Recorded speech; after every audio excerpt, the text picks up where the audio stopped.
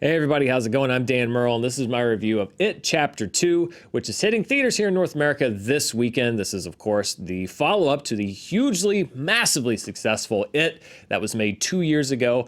And the good news, if you're a fan of that film, is that the creative team, including director Andy Muschietti, is returning for this sequel, which finds grown-up versions of the kids we saw in the last film, The Losers Club, coming back to Derry after 27 years to once again battle Pennywise the Clown. The grown-up versions of the losers are played by Jessica Chastain, James McAvoy, Bill Hader, Isaiah Mustafa, James Ransone, Jay Ryan, and Andy Bean. And Bill Skarsgard returns as Pennywise, the clown that you never want to see looking at you from a sewer grate, although I really wouldn't want any clown ever looking at me from a sewer grate. And this is really the question mark that's been hanging over this now franchise of movies. It, of course, a very long Stephen King book that was adapted into a 2-night miniseries in 1990. Can it make the transition? Can it finish the story in a way that a lot of people, I think, faulted, including myself, the miniseries with doing, in that the stories with the kids is very compact and very scary.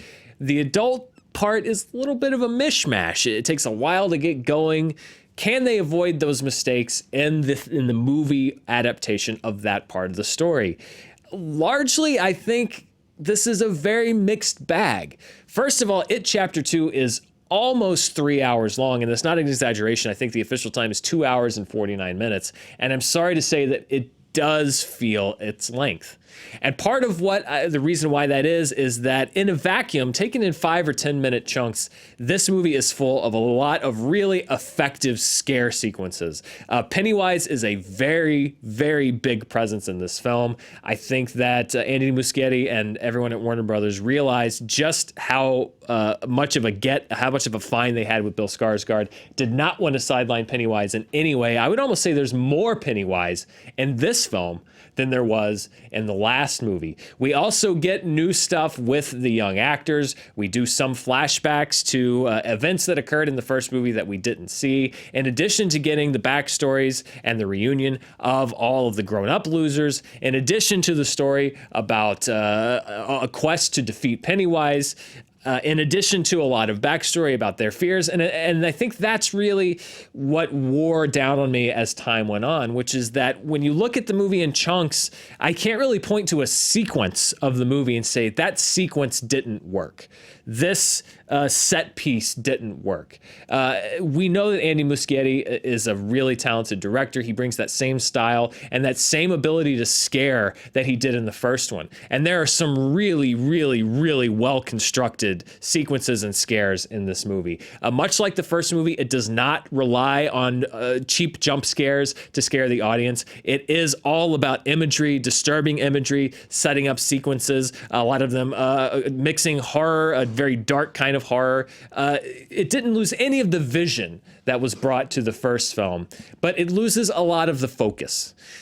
The first film is about the kids. It's a very focused story on this group. And I think the biggest problem that this movie has is that it's trying to tell so many different things, returning to the kids' stories, telling the adult stories, wrapping up the Pennywise threads. It's just so much to jam into one movie that there's never really a through line. It never really has any momentum because it's just another sequence followed by another sequence without any real connective tissue.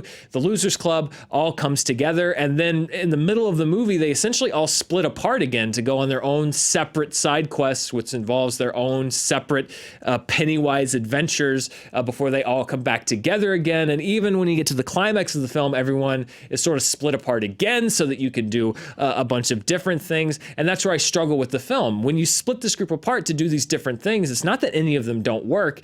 It's just that when you get to the 5th or 6th or 7th one of them, I did start thinking, this is well done, but where are we going? There was no real narrative thrust to the story. Now, that's not going to be everybody's opinion. And from a filmmaking standpoint and from a horror standpoint, this movie has so much going for it. And also from a casting standpoint, as they did with the young versions of these characters, the team behind this film has really did a great job casting the adults. James McAvoy and Jessica Chastain as Bill and Bev are nominally perhaps what you would name as the two main characters, the two returning losers. However, I also have to give props to Bill Hader as Richie, who I think does a fantastic job.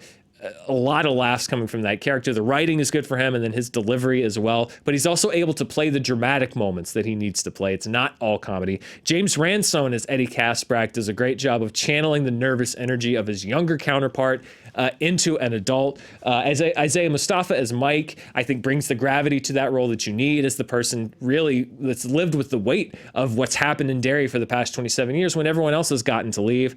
And then Jay Ryan as Ben. I think when you know, the character of Ben is supposed to come back a little hunky. They really went with the hunky role on this. You know, he is straight out of central casting. I don't think that the character of Ben honestly gets a whole lot to do in the book or the miniseries or the movie other than to come back and be skinnier than he was in the first movie. So, you know, there's not a lot I can say, but that's not the actor's fault. And then Andy Bean as Stanley. If you don't know about that character, then I'll let you discover that character.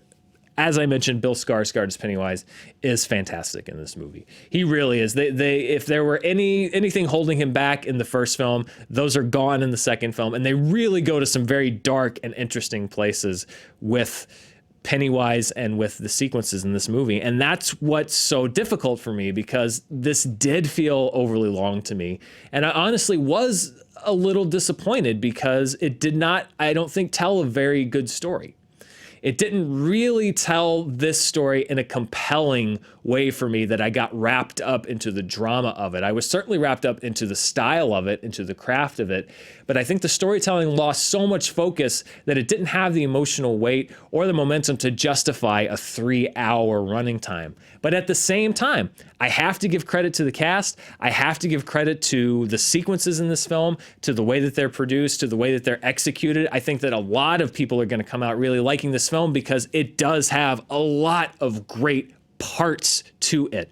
So I'm in another situation where I kind of have to figure out my feelings about a movie that I admire parts of, but have major problems about from a storytelling angle. Ultimately, this is going to be a recommendation for me. I think there's just enough good in this that I would say it's worth going to see. But for me, as a fan of the first film, it did not live up to what that first film was able to accomplish. I think it's full of effective sequences in search of a story, and a big step down from chapter 1. But having said that, I do think that there is enough in there to justify going to see it. If you're a fan of Stephen King, if you're a fan of It, I think you'll like it. If you're a fan of the first movie, I think you'll like it. But just be prepared. It is very long.